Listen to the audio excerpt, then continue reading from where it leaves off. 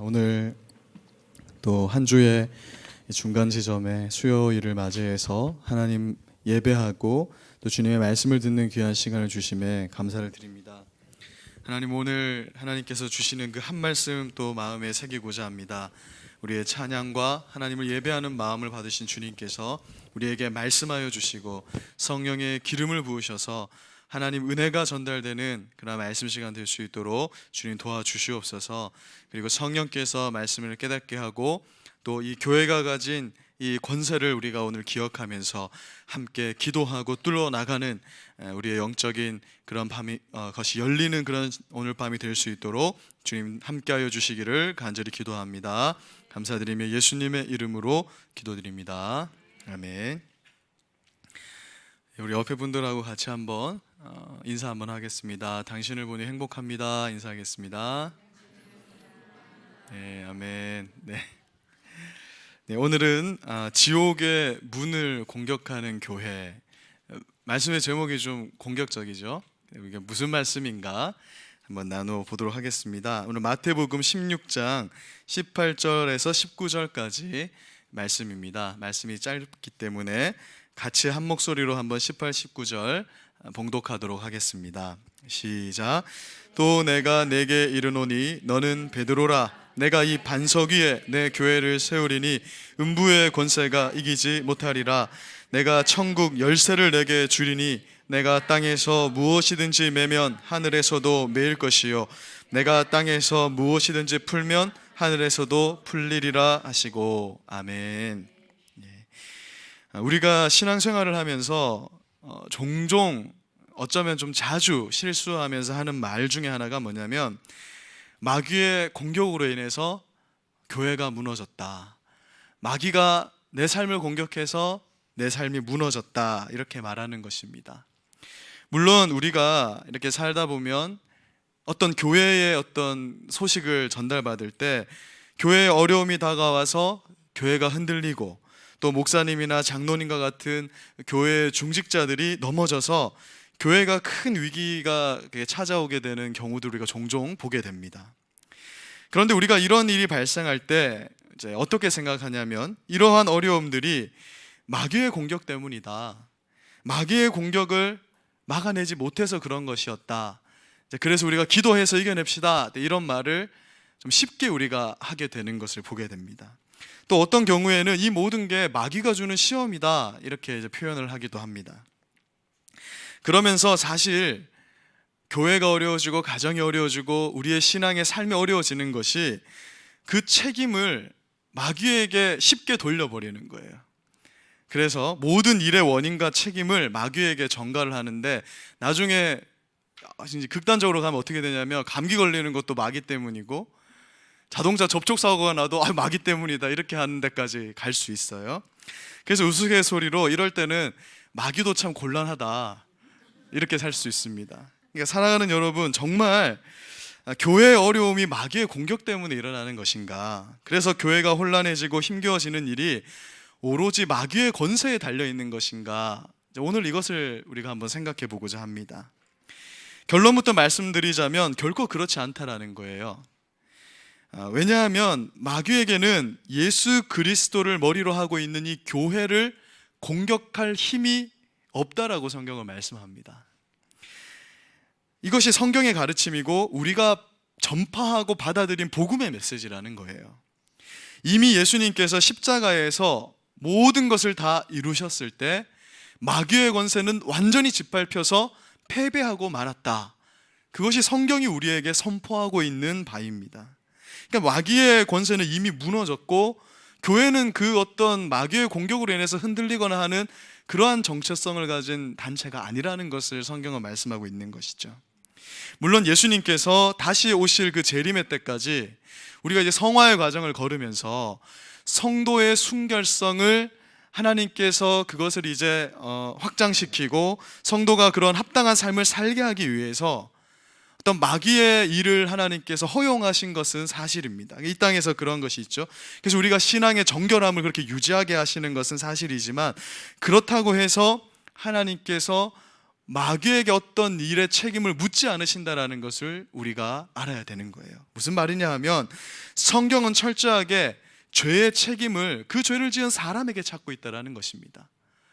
그 죄를 짓게 유혹했던, 거짓말로서 사람을 살살 꼬셨던 그 마귀에게서만 죄를 찾는 것이, 죄의 책임을 찾는 것이 아니라 그 죄를 지은 사람에게 하나님은 죄의 책임을 찾고 있다는 것에 우리가 주목해야 된다는 거예요.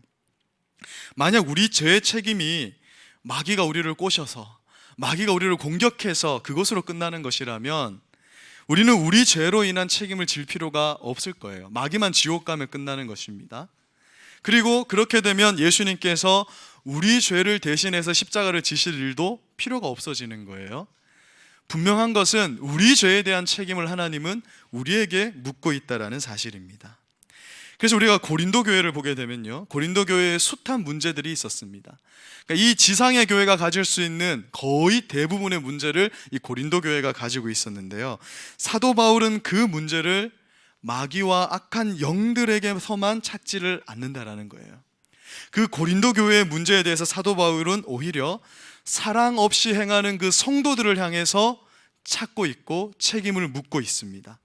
그리고 그 고린도 교회 성도들을 향해서 너희가 마귀로부터 너희가 뭔가를 기도함으로써 이겨내고 보호받아라 이렇게 말하지 않고 적극적으로 고린도 교회 성도들에게 뭐를 얘기하냐면 그들의 죄를 책망하면서 회개하고 그들이 돌이켜서 죄에서 떠날 것을 사도 바울은 말씀하고 있다는 것을 우리가 주목해 봐야 됩니다.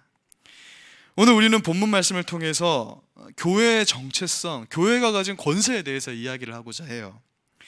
교회가 가진 권세, 교회는 어떤 곳인지, 그리고 마귀와 지옥의 권세가 교회 앞에서 어떤 것인지를 우리가 이해하는 것은 우리가 영적 전쟁을 하면서 영적 전쟁으로 묘사되고 있는 이 신앙생활을 하는 데 있어서 상당히 중요한 주제라고 할 수 있는 것입니다. 우리 오늘 본문 말씀으로 같이 읽었던 마태복음 16장 18절 말씀을 한 번 더 같이 읽어보겠습니다. 시작. 내 교회를 세우리니 음부의 권세가 이기지 못하리라. 아멘. 먼저 예수님께서 말씀을 하시는데요, 하나님의 교회, 그러니까 이 교회는 내 것이다라는 것을 먼저 확실히 하고 계십니다. 내 소유라는 거예요. 이 교회는 나의 것이다. 근데 이 교회를 어디에다가 세웠다 이렇게 말씀하고 있죠. 반석 위에 세웠다 이렇게 말씀을 합니다. 하나님의 소유인 교회를 든든한 반석에 세웠다. 이것은 무엇을 의미하는 것일까요? 우리가 이 말씀을 볼 때 반석 위에 세운 집, 모래 위에 세운 집이라는 비유를 떠올리게 됩니다.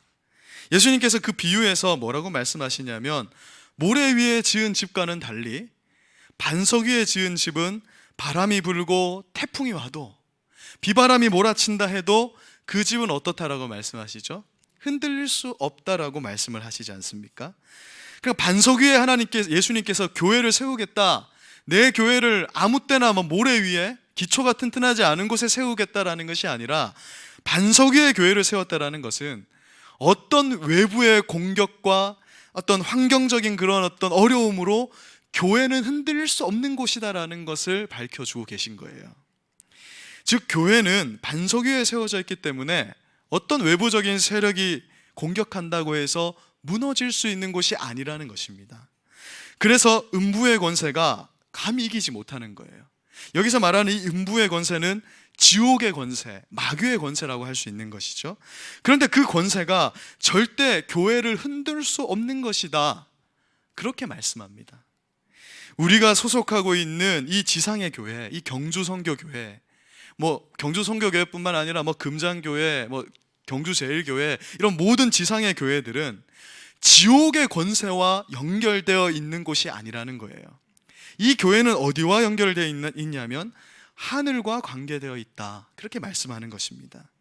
마태복음 16장 19절을 한번 보십시오. 예수님은 이 천국 열쇠를 이 교회가 부여받았는데, 그래서 어떤 일이 벌어지냐면 땅에서 매면 하늘에서도 매이고 땅에서 풀면 하늘에서도 풀린다, 이렇게 말씀하는 거예요. 무슨 말이냐면 이 교회는 지상에 위치하고 있지만 하늘과 연결되어 있다, 하늘과 관계하고 있다, 이렇게 말씀하고 있는 것입니다. 즉 교회와 하늘의 관계성을 지금 예수님 말씀하고 있어요.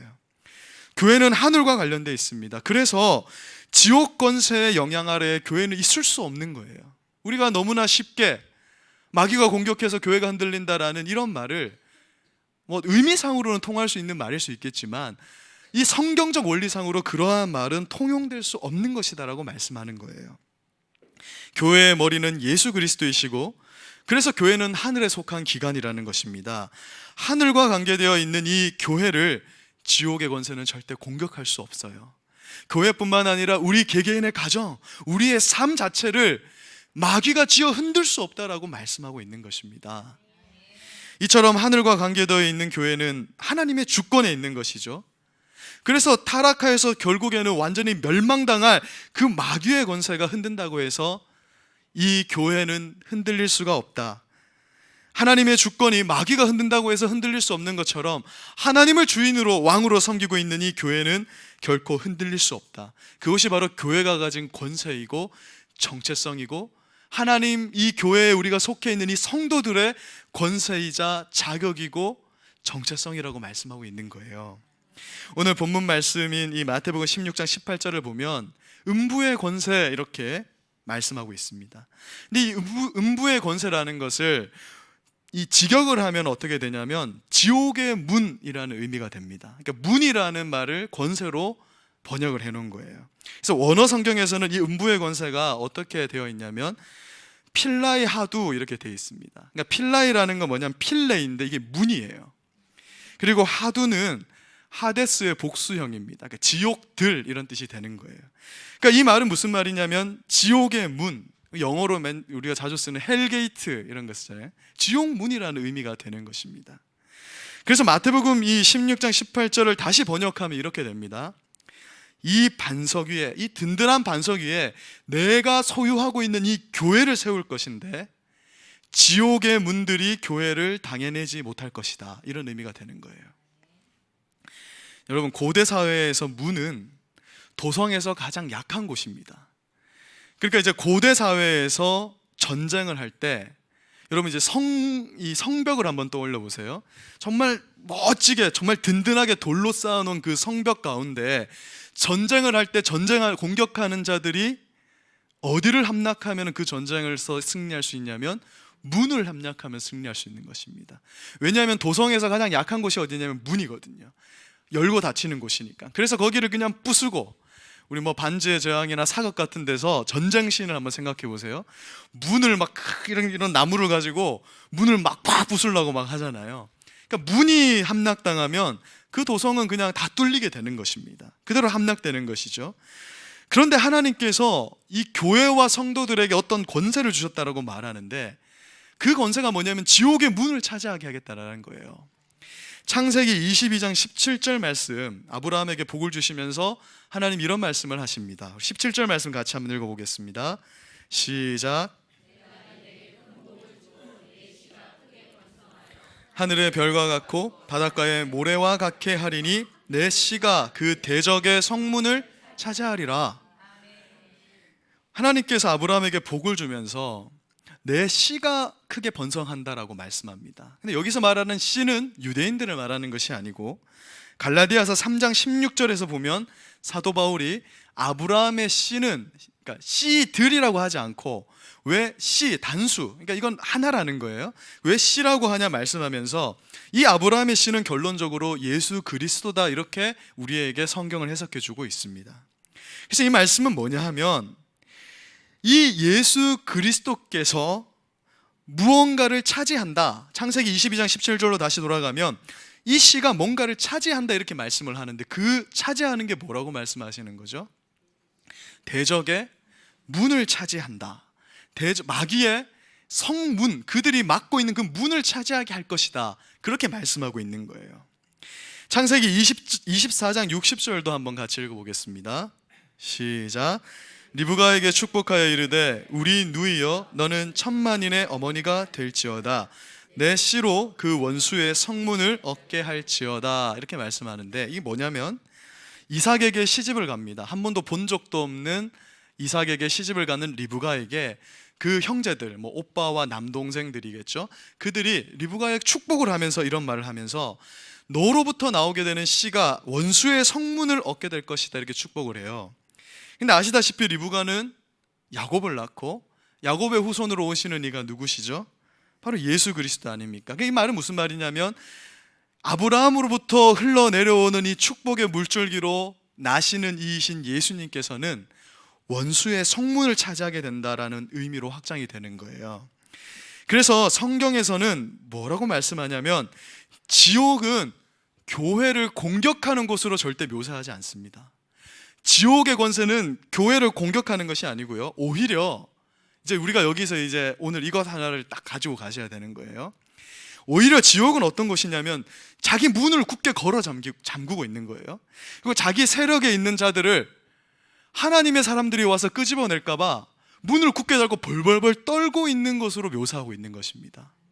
우리가 생각하는 것처럼 막 교회에 막 공격적으로 얘들이 막 미사일 쏘고 막 폭탄 쏘고 하면서 교회에 있는 성도들을 막 끄집어가는 그런 어떤 것으로 성경은 묘사하지 않고, 언제 뺏길지 몰라서, 하나님 선택한 자는 언제든 뺏기게 돼 있으니까 언제 뺏길지 몰라서 그 문을 굳게 걸어 잠그고 벌벌 떨고 있는 그러한 형세, 그게 영적 전쟁의 형세라고 말씀하고 있는 거예요. 사랑하는 여러분, 이것이 무슨 말이겠습니까? 교회는 지옥의 권세로부터 공격받는 곳이 아니라 오히려 지옥의 권세를 정면으로 공격하는 곳이라는 거예요. 악한 세력과 영적 전쟁에서 하나님의 반대하는 그 영적 세력을 공격해서요, 지옥의 문을 부숴버리고 하나님의 세력을 확장시켜 나가는 곳이 바로 교회이고, 우리 성도들이 이 땅에 남겨진 목적이 바로 그것이라는 것입니다. 마귀의 세력을 땅 따먹게 하듯이요, 계속 따먹어가면서 확장시켜가면서 하나님의 나라를 확장하는 것이 교회의 정체성이다, 이렇게 말씀합니다. 다시 한번 마태복음 16장 19절을 한번 보십시오. 예수님께서 교회에다가 뭘 줬다고 말씀하고 있죠? 교회에다가 천국의 열쇠를 줬다라고 말씀합니다. 초등생에게도 하면 안 되는 질문이죠. 유치원생들에게 하는 질문입니다. 열쇠는 어디에 쓰는 물건입니까? 열쇠를 뭐 귀걸이 장식품 하는 건 아니잖아요. 열쇠는 잠겨 있는 것을 열 때 쓰는 물건이죠. 즉 교회가 열쇠를 가지고 있다는 것은 지옥을 공격하는 교회의 정체성을 명확하게 설명해 주고 있는 것입니다. 무슨 말이냐 하면 베드로로 대표되는 이 교회는 지옥을 공격하는 권세를 가졌는데 그 천국 열쇠를 가지고 지옥의 문을 연 다음에 그 지옥의 권세에 아직도 잡혀있는 자들이 있잖아요. 그들을 이렇게 잡아가지고 문을 열고 잡아가지고 하늘로 슉슉 던지는 거예요. 우리가 하는 이 교회의 권세가 그런 일이다라고 말씀하고 있는 것입니다. 앞서 예수님께서 지옥의 성문을 차지했다 이렇게 말씀하지 않았습니까? 지옥의 문은 열려 있는 거예요. 그런데 마귀는 거짓의 아비이기 때문에 성도들을 속이고 있는 것이죠. 이미 지옥의 문은 열려 있고, 그래서 우리가 사단의 그 권세를 공격하여서 하나님의 나라를 확장할 수 있는 모든 것이 마련되어 있는데 우리를 속이면서 벌벌 떨면서 교회 다니는 쟤들이 저를 알면 안 되는데, 걔들이 쫄고 있다라는 거예요. 우리가 쪼는 것이 아니라 아이고 마귀가 공격하면 어떡하지 이러고 있는 것은 우리가 속고 있다라는 것이죠. 이미 예수님께서 이 사탄의 이 권세의 문을 차지하고 있는 이 지옥의 권세는 교회의 세력 앞에 이미 아무런 힘을 발휘할 수 없는 것이 되었다. 문이 뚫혀버렸기 때문이다. 그렇게 말씀하고 있는 것입니다. 그 악한 영들은 그저 자신의 나라를 보호하려고 하지만 교회 때문에 벌벌벌 떨고 있는 것이다. 그것이 성경의 가르침이라는 것이에요.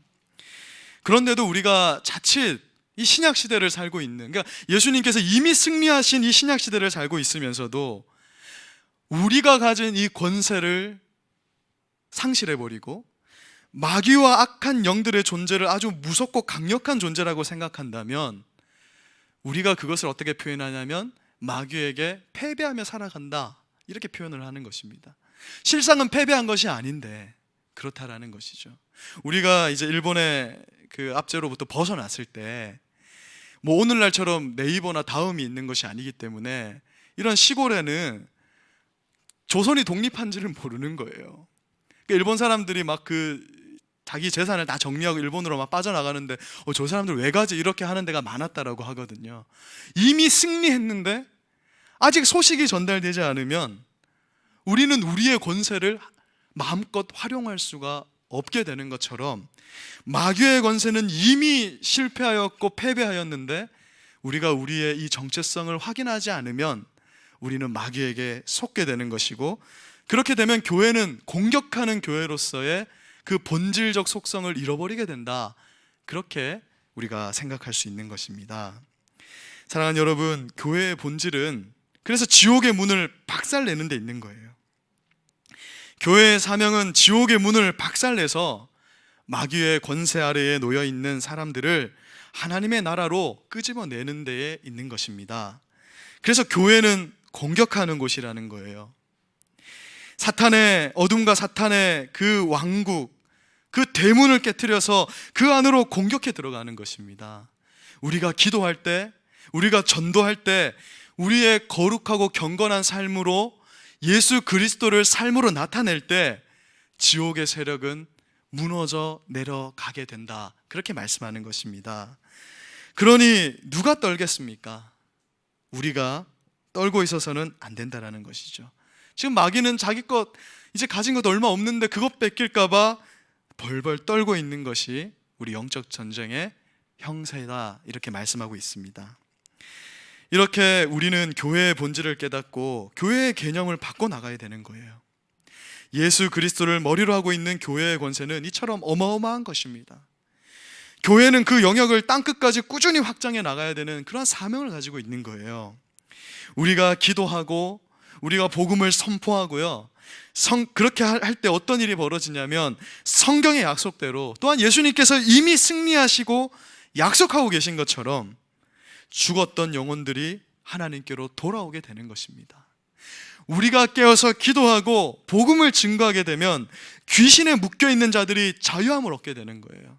병든 자들이 치유하게 되는 것이고요, 삶에 아무런 의욕이 없어서 쓰러져 있는, 시들어져 가고 있는 자들에게 하나님의 꿈과 비전이 심겨져서 그들이 생명력을 얻게 되는 일이 교회의 공격을 통해서 일어나게 되는 것이다, 그렇게 말씀하고 있는 것입니다. 사실 우리 모두가 이러한 교회의 공격으로부터 건짐을 받아서 이 자리에 다 앉아 있는 것이거든요. 놀라운 이 교회의 정체성을 우리는 기억해야 된다는 것입니다. 사랑하는 여러분, 교회가 어떤 곳입니까? 구제하는 곳입니까? 사회 봉사하는 곳입니까? 마음의 위로를 받는 곳입니까? 병을 치료받는 곳입니까?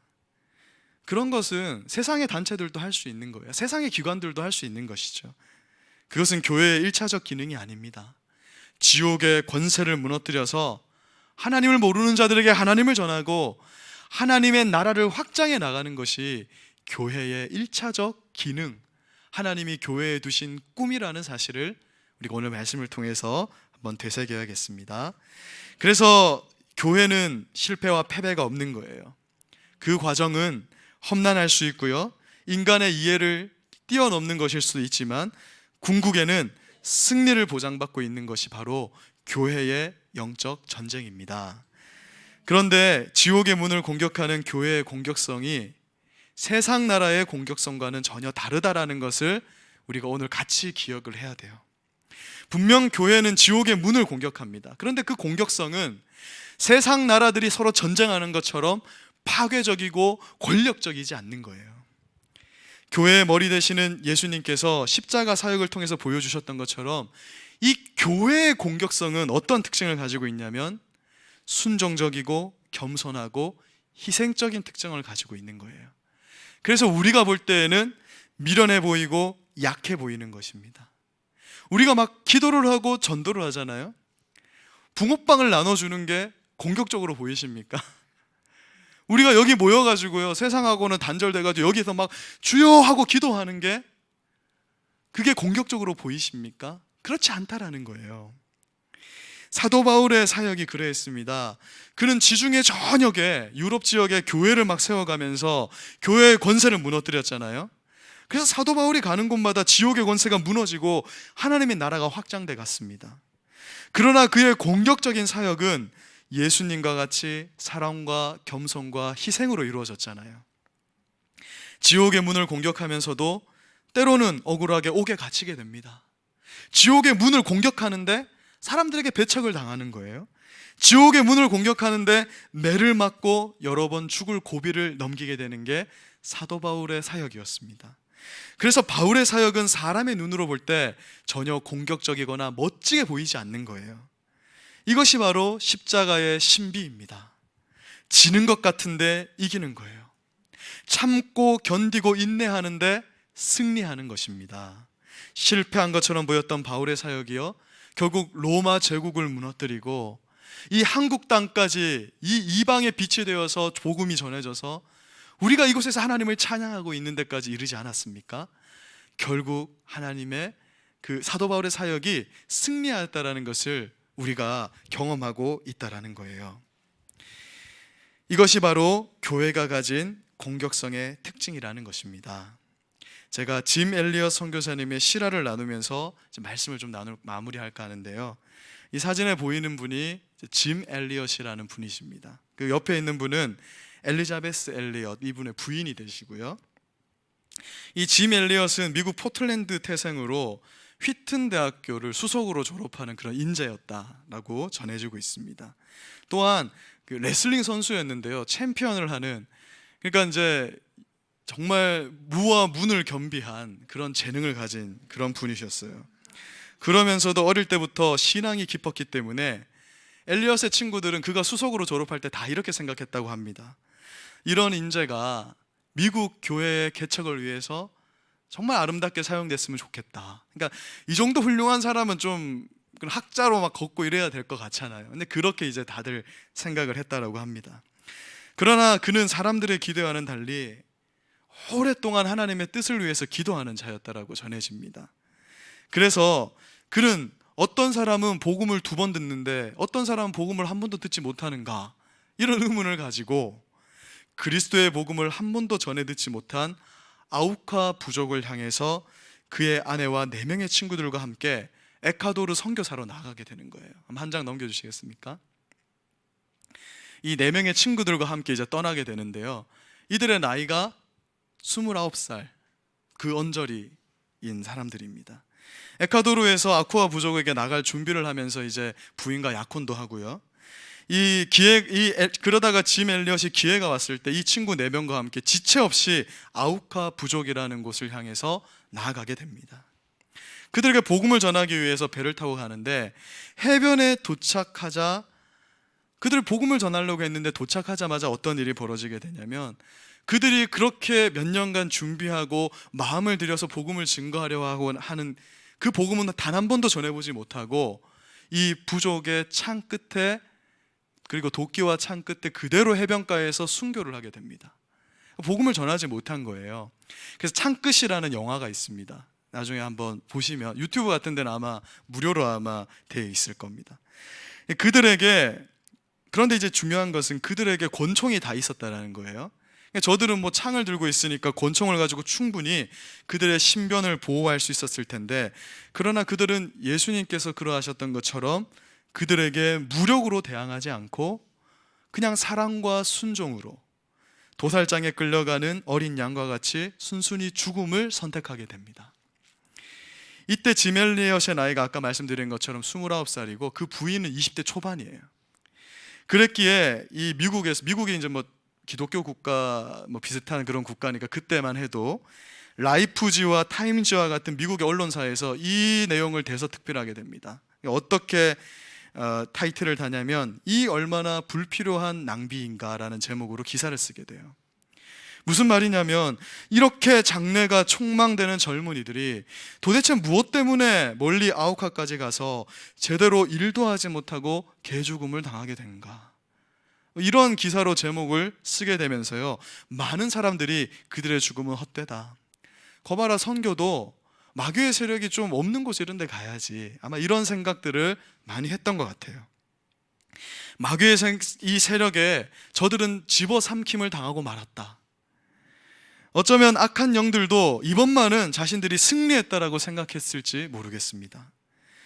그러나 이 이야기는 이렇게 끝나지 않습니다. 시간이 지나고 짐 엘리엇의 아내인 엘리자베스 엘리엇이 그리고 아까 5명의 순교자들이 있었잖아요. 그들의 부인들이 다 있어요. 이 아내 5명이 이제 한두 살밖에 되지 않은 아이를 부둥켜 안고요, 우리 남편들이 못다한 일을 우리가 마저 해야 된다 하면서 이 아우카 부족을 향해서 나아가게 되는 겁니다. 특히 짐 엘리엇의 아내 이 엘리자베스는요, 1년 동안 간호학을 준비를 해요.